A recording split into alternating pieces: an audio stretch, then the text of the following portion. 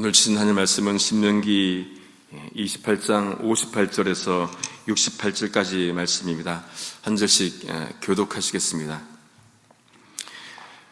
네가 만일 이 책에 기록한 이 율법의 모든 말씀을 지켜 행하지 아니하고 내 하나님 여호와라는 영화롭고 두려운 이름을 경외하지 아니하면 여호와께서 너희 재앙과 네 자손의 재앙을 극렬하게 하시리니 그 재앙이 크고 오래고 그 질병이 중하고 오래일 것이라. 여호와께서 내가 두려워하던 애굽의 모든 질병을 내게로 가져다가 내 몸에 들어붙게 하실 것이며 또 이 율법책에 기록지 아니한 모든 질병과 모든 재앙을 너희 멸망하기까지 여호와께서 내게 내리실 것이니 너희가 하늘의 별같이 많았을지라도 내 하나님 여호와의 말씀을 순종치 아니하므로 남는 자가 얼마 되지 못할 것이라. 이왕이 여호와께서 너희에게 선을 행하시고 너희로 번성케 하시기를 기뻐하시던 것 같이 이제는 여호와께서 너희를 망하게 하시며 멸하시기를 기뻐하시리니 너희가 들어가 없는 땅에서 뽑힐 것이요 여호와께서 너를 이 땅 이 끝에서 저 끝까지 만민 중에 흩으시리니 내가 그곳에서 너와 너 열조에 알지 못하던 목석 우상을 섬길 것이라. 그 열국 중에서 내가 평안함을 얻지 못하며 내 발바닥을 쉴 곳도 얻지 못하고 오직 여호와께서 거기서 너의 마음으로 떨고 눈으로 쇠하고 정신으로 산란케 했으리니 네 생명이 의심나는 곳에 달린 것 같아서 주야로 두려워하며 내 생명을 확신할 수 없을 것이라. 내 마음의 두려움과 눈에 보이는 것으로 인하여 아침에는 이르기를 저녁이 되었으면 좋겠다 할 것이요 저녁에는 이르기를 아침이 되었으면 좋겠다 하리라. 여호와께서 너를 배에 실으시고 전에 내게 구하여 이르시기를 내가 다시는 그 길을 보지 아니하리라 하시던 그 길로 너를 애굽으로 끌어가실 것이라. 거기서 너희가 너희 몸을 대적에게 노비로 팔려하나 너희를 살 자가 없으리라. 아멘. 모세는 이스라엘 백성들이 두 가지를 행하지 않으면 어떤 일이 벌어질지 말해주고 있습니다. 만일 그들이 이 책에 기록한 율법의 모든 말씀을 지켜 행하지 않고 또 하나님 여호와라 하는 영화롭고 두려운 이름을 경외하지 않으면 어떤 일이 벌어진다고 말씀해 주지요. 그러니까 말씀 지키지 않고 그리고 하나님 두려워하지 않으면 어떤 일이 벌어진다고 합니까? 좋은 일이겠습니까? 나쁜 일이겠습니까? 나쁜 일이지요. 우리가 신앙생활을 할 때에도 항상 문제는 두 가지입니다. 말씀을 지키지 않고 하나님 두려워하지 않으면 나쁜 일이 벌어지는 겁니다. 모세가 그래서 그렇게 하지 않으면 여호와께서 내 재앙과 내 자손의 재앙을 극렬하게 할 것이다. 그렇게 말씀을 합니다. 또 그 재앙이 또 크고 오래고 그 질병이 중하다, 오래일 것이다. 말씀을 합니다. 말씀을 지키지 않고 하나님을 경외하지 않으면 질병이 임하는데 당사자의 질병뿐만 아니라 자손들의 질병까지 임한다고 그렇게 말씀을 합니다. 저주의 말씀이지요. 근데 여러분, 우리가 신명기 28장에 속해 있잖아요. 28장의 시작은 축복으로 시작을 합니다.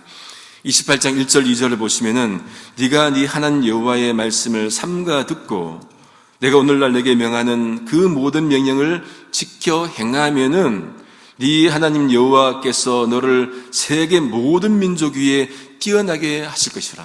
엄청난 축복이죠.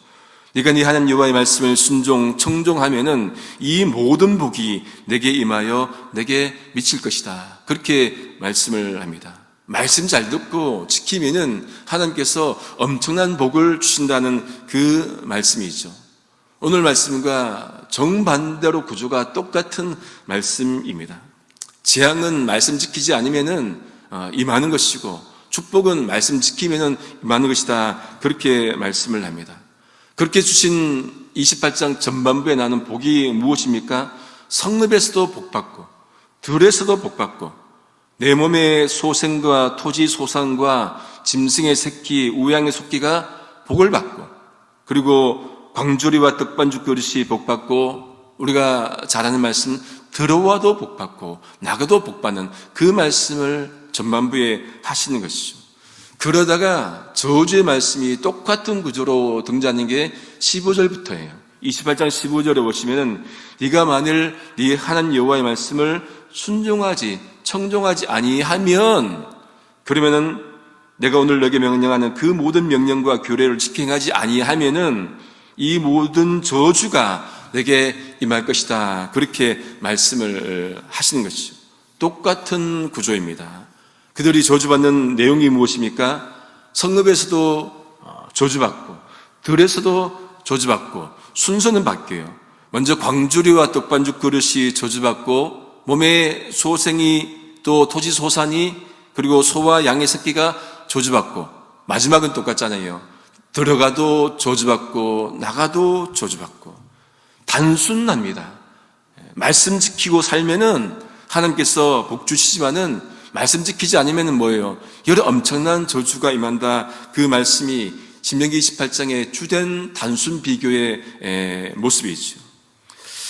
그렇게 말씀 지키지 않으면은 그 재앙이 오늘 말씀에 어떻게 임한다고 말씀을 합니까? 60절 61절에 보시면은 여호와께서 네가 두려워하던 그 애굽의 모든 질병을 너에게 가져다가 너 몸에 들어붙게 할 것이다. 애굽에서 얼마나 많은 재앙이 임했습니까? 그 모든 재앙을 그냥 네 몸에 지금 들어붙게 하겠다. 그리고 61절에 뭡니까? 율법책에 기록되지 아니한 모든 질병, 모든 재앙을 네가 멸망하기까지, 네가 죽기까지 그렇게 네게 내릴 것이다. 그렇게 말씀합니다. 여러분, 애굽의 재앙도 엄청난데 기록되지 않은 재앙이면 얼마나 더 하겠습니까? 그 모든 재앙을 네게 내리실 것이다. 그렇게 말씀을 합니다. 죽음을 의미하는 것이죠. 그뿐만 아니라 또 더 나아가서 어떻게 합니까? 62절에 보시면은 너희가 하늘의 별처럼 많을 것인데, 그렇게 많을지라도 이 하나님 여호와의 말씀을 순종하지 않고 청종하지 않으면은 남는 자가 얼마 되지 않을 것이다. 그 말씀을 합니다. 여러분, 이것은 이스라엘 백성들에게 엄청난 저주지요. 어떻게 이스라엘 백성들에게 언약을 맺었습니까? 아브라함과 네 자손이 하늘의 별처럼 바다의 모래처럼 그렇게 줄 것이다. 자손만큼은 엄청나게 줄 것이다. 말씀을 하셨는데 말씀 지키지 않으면 어떻다 합니까? 남는 자가 얼마 되지 않는다 말씀을 합니다.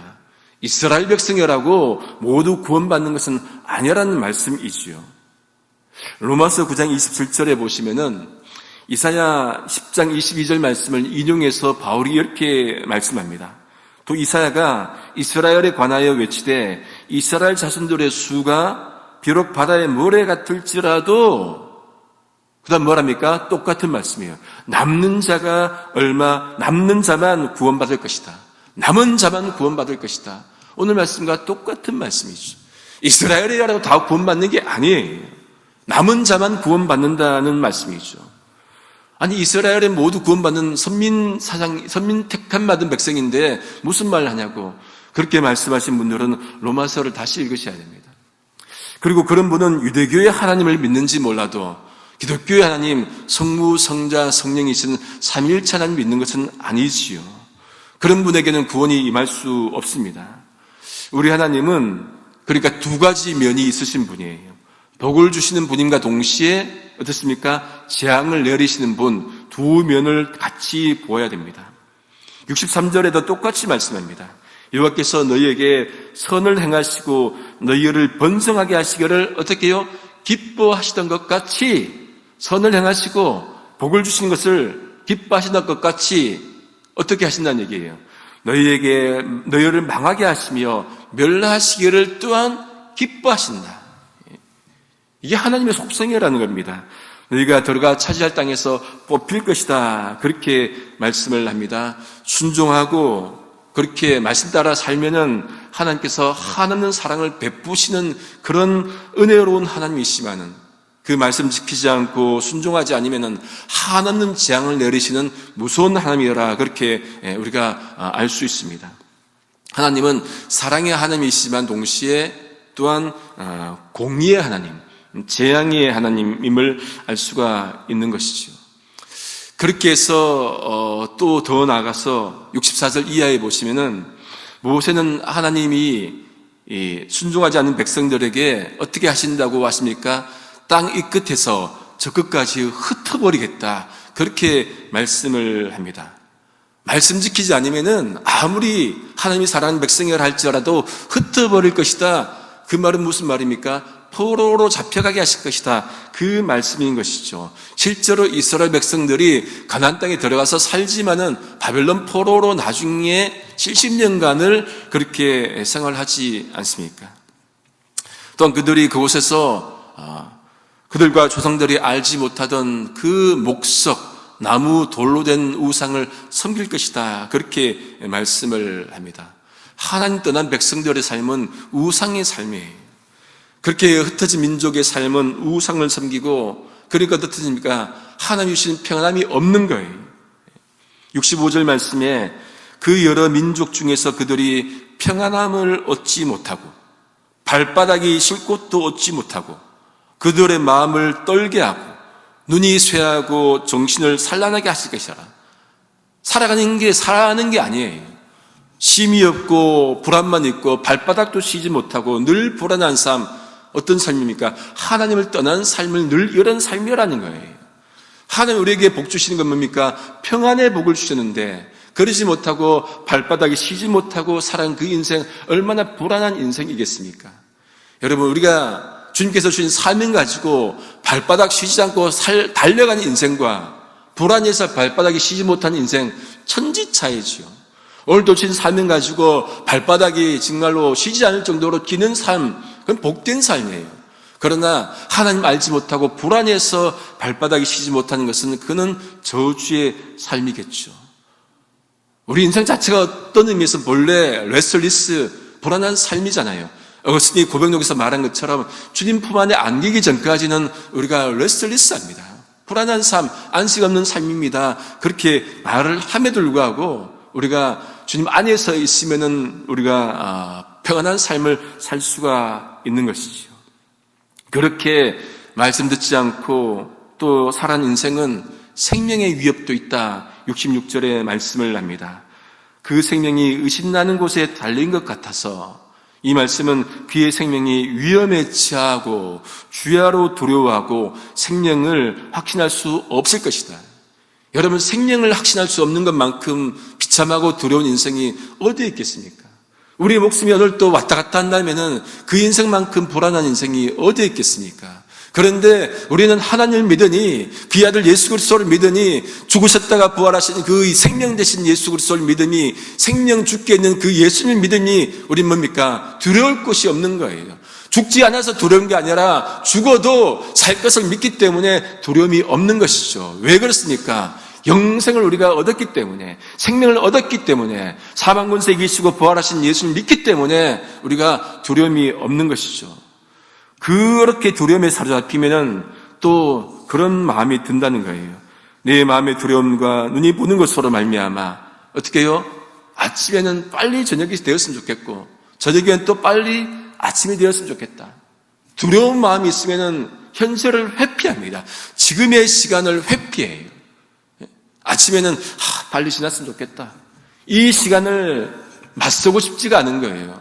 이 시간을 보고 싶지가 않은 거예요. 현실을 맞서고 싶지 않으니까 빨리 시간이 갔으면 좋겠다. 그러니까 마약을 하고 술을 마시고 잊어버리고 싶은 마음에 그런 마음이 든다는 거죠. 하나님 없는 마음, 하나님 없는 삶은 바로 그런 삶이다라는 것을 상징적으로 보여주고 있는 것 같습니다. 빨리 시간만 가기를 바라는 거죠. 이제 마지막 68절입니다. 더 슬픈 결말로 이어집니다. 그렇게 하나님 떠나면은 이제 또 어떻게 결말이 온다고 합니까? 여호와께서 그들을 다시 배에 싣고 어디로 보낸다 합니까? 애굽으로, 다시 애굽으로 잡아가실 것이다. 68절 전반부를 세 번역으로 읽어드리겠습니다. 주님께서는 다시는 그 길을 보지 않게 하겠다 하고 약속하신 그 길로 당신들을 배에 태워 이집트로 끌고 가실 것입니다. 무슨 말씀입니까?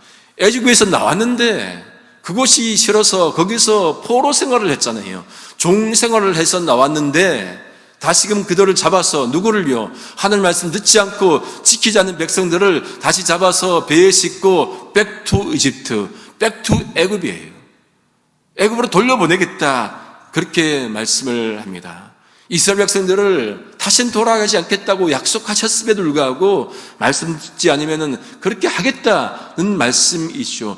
이보다 더 저주의 말씀이 어디에 있겠습니까? 그런데 여러분, 68절 후반부는 더 슬퍼요. 거기는 당신들이 세 번에 올리고 드립니다. 당신들 몸뚱이를 원수들에게 남종이나 여종으로 팔려고 내놓아도 사는 사람조차 없을 것이다. 포로로 잡혀갔으면 몸을 팔아야 되잖아요. 그래야 먹고 살지요. 그런데 그 몸을 살 사람이 없다는 거예요. 포로인데 살 사람이 없다. 얼마나 비참한 인생입니까? 여러분, 언제가 홈디포 앞에 가니까 사러 새벽에 일찍 가보니까 멕시칸 분들이 많이 계시더라고요. 차 한 대가 들어오니까 그냥 한 10대 명이 그냥 달려들어요. 그 차 타려고 문을 그냥 엽니다. 사람 인부를 구하는데, 이 사람들 오랫동안 했으니까 알겠죠. 차 한 대가 들어와는, 사람 구하는구나. 서로 달려가서 몇 명 못 하잖아요. 10명 다 못 하는 거잖아요. 그리고 남은 사람은 또 이해를 못 하는 거예요. 그런 모습이 바로 이런 모습이라는 거죠. 일을 하고 싶은데 일 못한다는 그때가 올 것이다 하는 게 바로 포로로 잡혀가도 일 못하는 게 바로 그 모습이겠지요. 말씀을 정리합니다. 인생은 단순한 것 같습니다. 말씀도 단순합니다. 하나님 믿고 지키고 사느냐, 그렇지 않느냐, 그것에 따르는 결과는 엄청납니다. 말씀을 듣고 살고 지키고 살면은 복을 받지만은 그러지 못하는 재앙과 벌이 임한다고 그렇게 말씀을 합니다. 오늘 한 날, 우리에게 선물로 주신 이 한 날, 저주가 아니라 재앙이 아니라 복된 인생 살아야 하는데 이 한 날이 선물이잖아요. 흔히 그렇게 말하잖아요. Yesterday is history. 어제는 역사고, tomorrow is mystery. 내일은 신비고, 오늘은 뭐랍니까? Today is gift. 선물이다. present. 현재가 선물이다. 이 한 날, 선물로 주신 한 날, 우리가 어떤 삶을 살아가느냐에 따라서 우리 앞날이 결정되고 우리 자손들이 앞날도 결정된다고 생각한다면 주어지는 한 시간, 오늘 하루를 정말로 말씀 따라 살 수 있기를 성부, 성자, 성령 삼일체 하나님의 이름으로 소망합니다. 기도하시겠습니다. 하나님 아버지 참 감사합니다. 하나님 은혜로 하나님 있게 하시고 하나님 말씀을 듣고 읽고 살게 하심을 감사합니다. 듣고 읽은 말씀을 잘 지키게 하시고 그 말씀대로 살아갈 수 있도록 인도해 주옵소서. 하루도 평안 가운데 살 수 있는 것은 하나님께서 함께 하시기 때문임을 믿고 살아가는 우리가 되도록 인도해 주옵소서. 오늘 실버 아카데미가 1일 관광을 갑니다. 오가는 모든 여정 가운데 주님 친히 함께하여 주옵소서. 우리의 영원한 평안 되시는 예수님의 이름으로 기도드립니다. 아멘.